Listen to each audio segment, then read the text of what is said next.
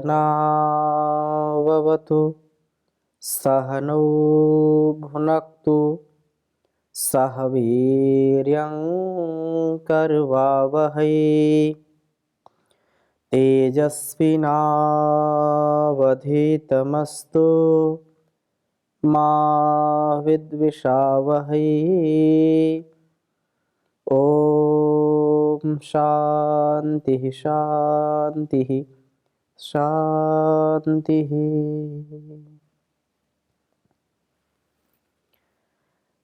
पुनः आप सभी श्रोताओं का, दर्शकों का इस वैदिक जीवन पद्धति की कक्षा में हृदय की गहराइयों से बहुत बहुत स्वागत है, अभिनंदन है। निरंतरता के साथ हम स्वाध्याय कर रहे हैं। ऋग्वेद के 8वें मंडल का स्वाध्याय चल रहा है और बहुत ही सुंदर चर्चा चल रही है। हम अपने जीवन को, इस जगत को शुभ से कैसे भरें। शुभ हमारे लिए अत्यंत कल्याणकारी है और प्राण साधना से ही, प्राण की जो विधा है, प्राणायाम की जो विधा है, उस विधा को हमारे सभी ऋषि मुनियों ने, सभी महर्षियों ने आत्मसात किया था और जो वास्तव में आधि व्याधि से ऊपर उठने की बहुत बड़ी कला है, समाधि तक पहुंचने की कला है। प्राणायाम, प्राण विद्या, जिसको आज पूरे संसार में उसी ऋषि परंपरा को योग ऋषि परम पूज्य श्री स्वामी जी महाराज ने, आयुर्वेद की परंपरा को परम पूज्य आचार्य श्री जी महाराज ने जन जन तक पहुंचाया है। और उस परंपरा को आज विश्व का कोई भी वैज्ञानिक इस बात से इनकार नहीं कर सकता कि वास्तव में योग से यह नहीं होगा। अर्थात योग से क्या क्या नहीं होता, इसमें भी अभी रिसर्च की आवश्यकता है। जो सामने हमारे है, शारीरिक रोग दूर होते हैं, मानसिक रोग दूर होते हैं, व्यक्ति की मेधा बढ़ती है, व्यक्ति का ज्ञान संवर्धन होता है, उसका विवेक बढ़ता है, उसके अंदर साहस बढ़ता है, उसके अंदर सहन करने की शक्ति बढ़ती है। अनेक ऐसे गुण आ जाते हैं जिसका हम सामान्य जन लोग कभी उसको समझ भी नहीं पाते हैं, अनुभव नहीं कर पाते हैं। और वास्तव में यह प्राण साधना हमारे लिए अत्यंत कल्याणकारी है। यही चर्चा चल रही है इस 8वें मंडल के 5वें सूक्त में। और इसमें जो है बहुत ही सुंदर सुंदर वेद मंत्र हैं। इसमें लगभग इस 5वें सूक्त में, 8वें मंडल के 5वें सूक्त में 39 मंत्र हैं इसमें। और इन 39 मंत्र में अधिकांश जो महिमा गाई है तो प्राण साधना की गाई है। आज हम पूरे संसार में देखते हैं, चारों ओर भय का वातावरण बना हुआ है। लोग परेशान हैं बीमारियों से, महामारियों से, अलग अलग प्रकार की जो चीजें चलती हैं। यदि इनसे ऊपर उठना है और आत्मविश्वास को बढ़ाना है, अपने जीवन को सुरक्षित रखना है, अपने परिवार को अच्छा बनाना है, अपने समाज को, राष्ट्र को सबल बनाना है, सफल बनाना है, तो उसके लिए बहुत बड़ा साधन है प्राण साधना करना, प्राणायाम करना, योग की शरण में आना। तो यहाँ पर यही चर्चा है और इससे हमारे लिए क्या क्या नहीं होता, बहुत कुछ होता है। तो पिछली कक्षा में हमने चर्चा की थी ऋग्वेद के 8वें मंडल के 5वें सूक्त के 8वें मंत्र को आपके समक्ष रखा था। आज मैं 9वां मंत्र और 10वां मंत्र आपके समक्ष रखूंगा। अवसर आएगा तो 11वां भी रखूंगा। बहुत सुंदर वेद मंत्र है। प्रथम वेद मंत्र लिखता हूँ आपके समक्ष, फिर चर्चा करूंगा। ओम उत नो गोमतीरिषा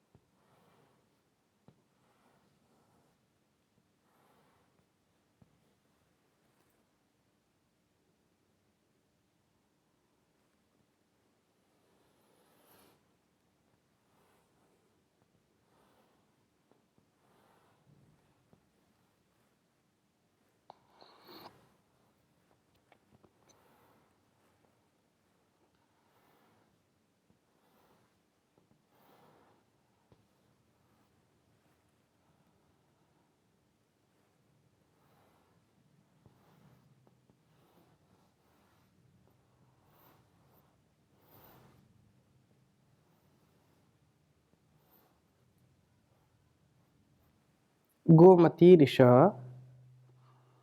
उत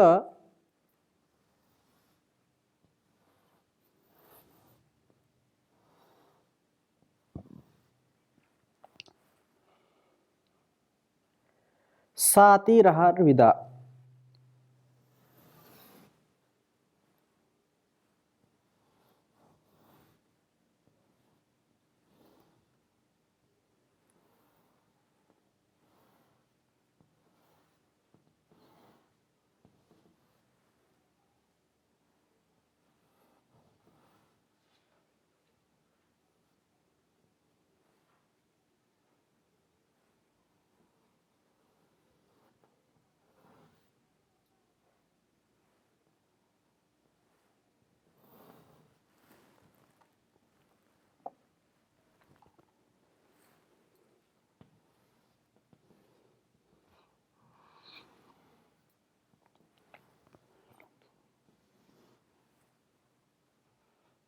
अहर्विदा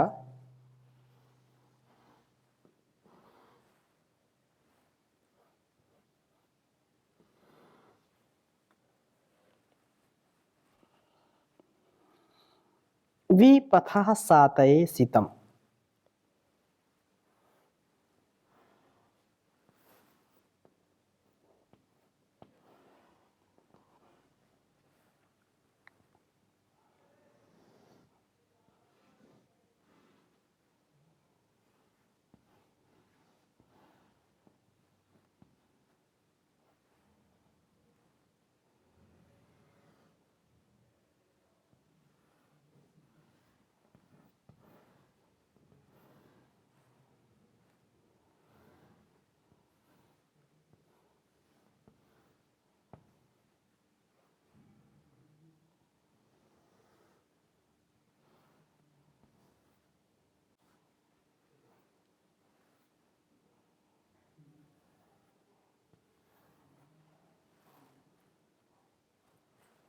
ऋग्वेद के 8वें मंडल के 5वें सूक्त का यह 9वां मंत्र है।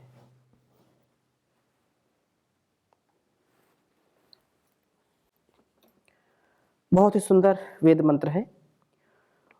ओम उता नो गोमतीर्षा उता सातिरहर्विदा विपथः सातये सितम्। ओम उत नो गोमतीर्ष उत सातिरहर्विदा विपथः सातये सितम्।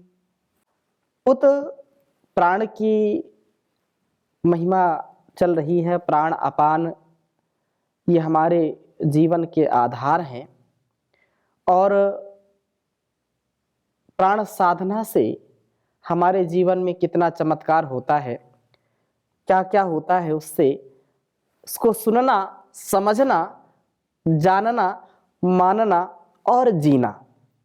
क्योंकि जान जो है वो जीने के लिए है। जैसा जैसा हम जानते जाएं, मानते जाएं, उसको जीने का प्रयत्न करें।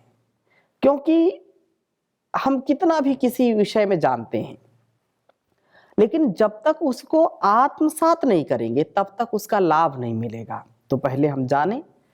कहा उत और हे अहर्विदा, रात्रि के अंधकार को दूर करके दिन के प्रकाश को प्राप्त कराने वाले प्राण आपानो। प्राण साधना से अंधकार दूर होता है, प्रकाश प्राप्त होता है। प्राण साधना जब हम करते हैं तो सहस्त्रों सूर्यों का प्रकाश हमारे अंदर स्थापित हो जाता है। अज्ञानता दूर होती है। जो अज्ञान है, अंधकार है, अभाव है, अधर्म है, अन्याय है, अविद्या है, जो हमारे जीवन में समस्याएं हैं, उन सब का समाधान हो जाता है। इसलिए उस प्रकाश से व्यक्ति युक्त हो जाता है। प्रकाश जब होता है सारा अंधकार स्वतः ही दूर हो जाता है। तो प्राण साधना करने से, प्राणायाम करने से, योग करने से हमारे अंदर का भी अंधकार दूर होता है, बाहर का भी अंधकार दूर होता है। बाहर का अंधकार का तात्पर्य ये है कि जो संसार में भौतिकता है, जो चकाचौंध है, या ये कह लें जो एक हमारे जीवन को दूसरी पतित करने में जो चीज़ें ज़्यादा आगे आती हैं, आलंबन हमको मिलता है उनका, उनसे भी हमको बहुत कुछ सीखने को मिलता है कि यह कार्य हम करेंगे, इस वस्तु, इस व्यक्ति, इस स्थान से हम राग रखेंगे तो इसमें हमारी उन्नति है कि अवनति है, ये हेय है, आदेय है या ग्राह्य है या त्याज्य है, ये सारा विवेक हमको उत्पन्न हो जाता है हमारे जीवन में।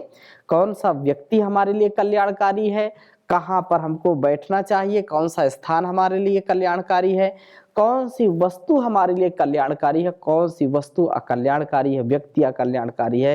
तो इंसान, स्थान, समान, ये जो है सामान हो, चाहे कोई स्थान हो, चाहे कोई इंसान हो, ये हमको विवेक की प्राप्ति हो जाती है कि यह मेरे लिए अच्छा है या बुरा है, यह मेरे आत्मोन्नति के लिए है या अवनति के लिए है। इतना ज्ञान होता है अंदर से भी और बाहर से भी।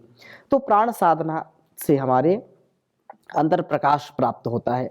और हे प्राणापानव, आप न हमारे लिए गोमती ही प्रशस्त ज्ञान की वाणियों वाली ईशः प्रेरणाओं को विसितम विशेष रूप से जो है बांधो। हमें आपके द्वारा बुद्धि की तीव्रता से ज्ञान प्राप्त हो तथा मन की पवित्रता से प्रभु प्रेरणा सुनाई पड़े। ये बहुत सुंदर बात है। यदि व्यक्ति को बुद्धिमान भी बनना है, यदि धीमान बनना है, तेजस्वी बनना है, प्रज्ञावान बनना है, ऋतंभरा प्रज्ञा से युक्त होना है, तो प्राण साधना से ही होगा, अन्य कोई उपाय नहीं है। प्राण साधना जितना हम करेंगे, हम देखते हैं यहाँ पर हमारे विद्यार्थी, हमारे गुरुकुल में जो बच्चे प्राण साधना अच्छी करते हैं, ऐसे करते तो सभी हैं, लेकिन जो विशेष रूप से करते हैं उनकी मेधा जो है बहुत प्रबल हो जाती है, वो तर्कशील भी होते हैं और परीक्षाओं में अच्छे अंक भी आते हैं उनके, जो योग साधना में कभी शिथिलता नहीं बरतते हैं, प्राण साधना करते हैं, सारे आसन, प्राणायाम और व्यायाम और ध्यान, ये सारे जो अनुष्ठान हैं, इन अनुष्ठानों का पालन करने से व्यक्ति देदीप्यमान हो जाता है। ये कहना सुनना सरल है, लेकिन इसको जीना थोड़ा सा कठिन है, लेकिन इसको जीना शुरू कर देंगे तो इसके बिना आप रह नहीं सकते हैं। इसलिए मेरा यह बहुत ही विनम्र आग्रह है, विनम्र निवेदन है कि प्राण साधना जरूर करें।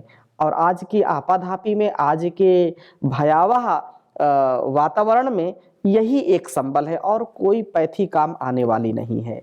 चाहे एलोपैथी की बात करें या अन्य पैथियों की बात करें, वो पैथी हमारे ठीक है, आपातकाल में, एक्सीडेंटल केस में कोई दुर्घटनाग्रस्त है तो जीवन रक्षा के लिए वो करना पड़े, ठीक है, लेकिन जो व्यक्ति केवल दवाओं पर निर्भर रहता है और दूसरों के दुआओं पर निर्भर रहता है, स्वयं कुछ करता नहीं है, वह व्यक्ति कभी भी सफल नहीं हो सकता है। इसलिए दवाओं पर, दुआओं पर न रह करके अपने आप को आत्मनिर्भर बनाने का, अपने आप से एक कटिबद्धता, एक संकल्प, एक व्रत लेकर के कि मुझको नित्य प्रति योगाभ्यास करना है, योग साधना से युक्त होना है, अंदर के और बाहर के जो दुर्गुण है, दुर्व्यसन है, बाहर के अंदर के जो शत्रु हैं, जो अंधकार है, उसको मुझको दूर करना है।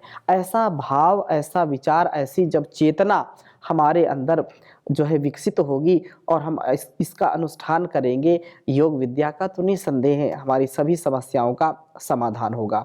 इससे हमारी बुद्धि की तीव्रता, बुद्धि हमारी प्रबल हो जाएगी और मन की पवित्रता से प्रभु प्रेरणा सुनाई पड़े, मन की भी पवित्रता आएगी। क्योंकि मन यदि हमारा नियंत्रण में है तो मन तो मनो मनुष्याणाम कारणम बंध मोक्षयोः, मनुष्य का मन उसके बंधन का और उसके मोक्ष का कारण हुआ करता है। इसलिए तन में मनः शिव संकल्पमस्तु, ये मेरा मन जो है शिव संकल्प से अर्थात कल्याणकारी संकल्पों से युक्त होने वाला, जो हमको स्वयं को भी कल्याण की ओर ले जाए और हमको संसार में जो हमारा उत्तरदायित्व है उसमें भी हम अपने आप को सफल कर सकें, समाज को भी कुछ दे सकें, तो ऐसी बात कही है।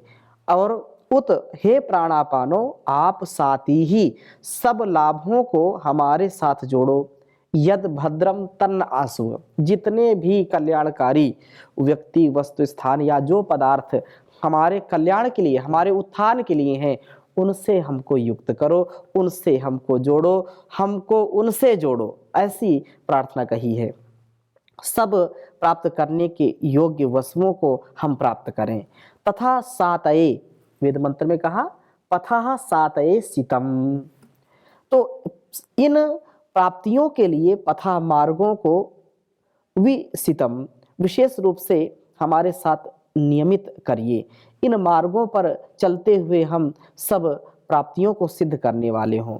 प्राण साधना करने से बुद्धि की तीव्रता के द्वारा ज्ञान प्राप्त होता है, हमारी बुद्धि सूक्ष्म होती चली जाती है और मानस पवित्रता से प्रभु प्रेरणा सुनाई पड़ती है। जितना मन निर्मल होगा, जितना मन हमारा उदार होगा, निर्विकार होगा, निरहंकार होगा, उतनी ही श्रेष्ठता से हमको उस प्रभु की आज्ञा का, उसकी प्रेरणा का, उसके द्वारा दिए गए उपदेश, आदेश, संदेश को हम ग्रहण कर पाते हैं।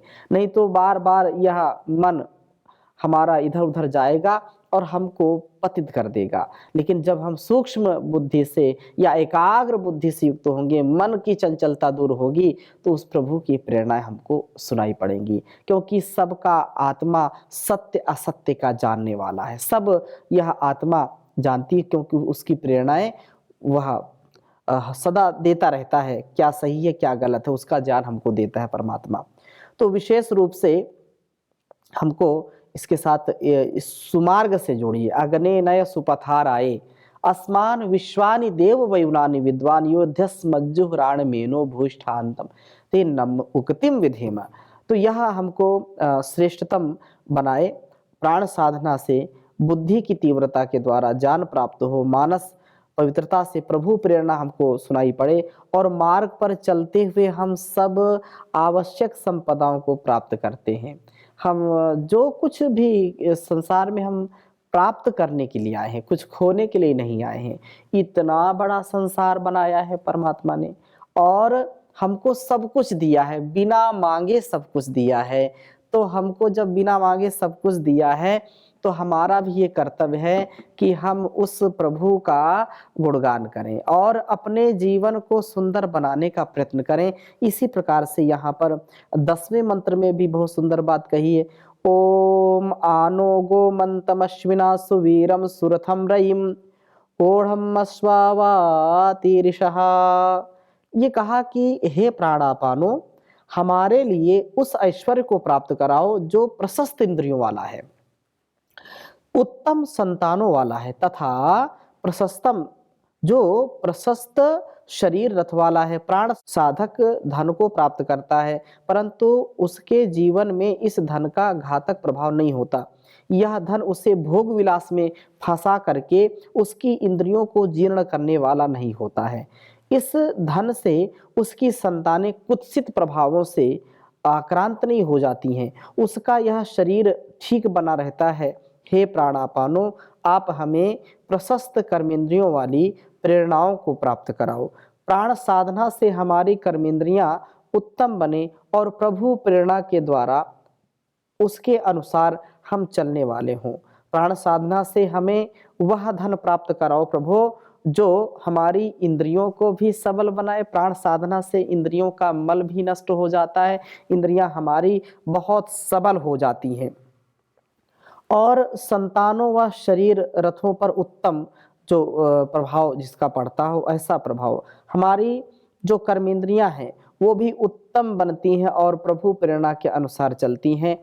प्राण साधना करने वाला व्यक्ति कभी भी संसार के संबंधों में या संसार के पदार्थों में कभी वह उलझता नहीं है, कभी वह उनमें फंसता नहीं है। जो संसार में आकर के धन धान्य संतान आदि का समागम होता है, उन प्राप्ति होती है, वह उससे अहंकार से युक्त नहीं होता, अपितु निर्विकार होकर के परिष्कार के लिए, सदाचार के लिए, परोपकार के लिए अपने धन को, वैभव को, संतान को और संपूर्ण शक्ति सामर्थ्य से सदाचार, परोपकार, सद्व्यवहार, सुसंस्कार से युक्त होने का वह व्रत जो पालता है उसमें सफल होता है। इसलिए प्राण साधना करने वाला व्यक्ति सक्षम हो जाता है और जब जीवन का और इस जगत का कल्याण उसको करना है तो यह परम आवश्यक है कि उसको इस ध्येय से, इस परिश्रम से कभी पीछे नहीं आना चाहिए। संसार सदा रहने वाला नहीं है, यह शरीर भी सदा रहने वाला नहीं है। जीवन और जगत तो अनित्य है। यह संसार और यह शरीर एक न एक दिन तो मिट्टी में मिलने वाले हैं, लेकिन समय का जो सदुपयोग करते हैं, जो आजकल में अपने इस साधना को नहीं टालते कि कल से शुरू करेंगे, 1 वर्ष बाद शुरू करेंगे, बुढ़ापे में शुरू करेंगे, अभी क्या करना, अभी तो आनंद करो, अभी मौज करो, ऐसा जो विचार करते हैं वो कभी भी सफल नहीं होते हैं। आज करें, अभी करें, जो कार्य करने योग्य है, यथोचित है, जिससे आत्म कल्याण है, जिससे संसार का कल्याण है, तो उसको हमको करने में कभी भी ढील नहीं देनी चाहिए। इसलिए बहुत सुंदर बात कही है कि इस जगत में सबसे जो प्रभावी है, जो जगत में सबसे बलवान है, वो वास्तव में समय बड़ा बलवान है। इसलिए कहा है, जगत में समय बड़ा बलवान, जगत में समय बड़ा बलवान। सबके सर पर राज करे वो, सबके सर पर राज करे वो, निर्धन या धनवान, समय बड़ा है बलवान, जगत में समय बड़ा बलवान। पल में राज पलट जाते हैं, तख्तो ताज उलट जाते हैं। पल में राज पलट जाते हैं, तख्तो ताज उलट जाते हैं। घटने वाले बढ़ जाते हैं, बढ़ने वाले घट जाते हैं। पल में क्या से क्या हो जाए, पल में क्या से क्या हो जाए, हर कोई हैरान, जगत में समय बड़ा बलवान, जगत में समय बड़ा बलवान। सबके सर पर राज करे यह, सबके सर पर राज करे यह, निर्धन या धनवान, जगत में समय बड़ा बलवान, जगत में समय बड़ा बलवान। आज उसी को हमने देखा, कल था मस्त जो रंग रलियों में, रंग महल फूलों कलियों में। कल था मस्त जो रंग रलियों में, रंग महल फूलों कलियों में। आज उसी को हमने देखा, भीख मांगते इन गलियों में। आज उसी को हमने देखा, भीख मांगते इन गलियों में। समय की उंगली पर दुनिया में, समय की उंगली पर दुनिया में, नाचे हर इंसान, जगत में समय बड़ा बलवान, जगत में समय बड़ा बलवान। सबके सर पर राज करे यह, सबके सर पर राज करे यह, निर्धन हो धनवान, जगत में समय बड़ा बलवान। एक समय खुशियाँ लाता है, मानव गाता मुस्काता है। एक समय खुशियाँ लाता है, मानव गाता मुस्काता है। ऐसा दिन भी आता है जब दिल का बाग उजड़ जाता है। ऐसा दिन भी आता है जब दिल का बाग उजड़ जाता है। पल में आंसू बन बहती है, पल में आंसू बन बहती है, चेहरे की मुस्कान, जगत में समय बड़ा बलवान, जगत में समय बड़ा बलवान। पथिक दुख में हंसते देखा, बीच भंवर में धंसते देखा। उठी पलक तो लहरों पर ही खिलखिला कर हंसते देखा। उठी पलक तो लहरों पर भी खिलखिला के हंसते देखा। और उठाकर खुद साहिल पे, और उठाकर खुद साहिल पर छोड़ गया तूफान। जगत में समय बड़ा बलवान, जगत में समय बड़ा बलवान। सबके सर पर राज करे यह, सबके सर पर राज करे यह, निर्धन हो धनवान। जगत में समय बड़ा बलवान, जगत में समय बड़ा बलवान। ओम शांति शांति शांति।